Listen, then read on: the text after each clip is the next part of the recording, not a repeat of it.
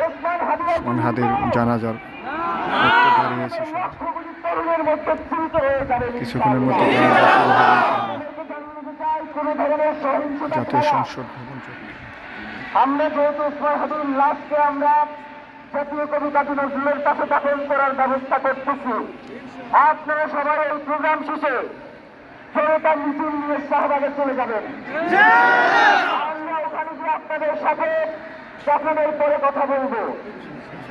হয় বাংলাদেশের স্বাধীনতা সার্বভৌমত্ব থাকবে, বাংলাদেশের ইনসাফ কায়েম হবে, নয়তো আমরা বাংলাদেশের জন্য রক্ত দেওয়ার জন্য সবাই প্রস্তুত।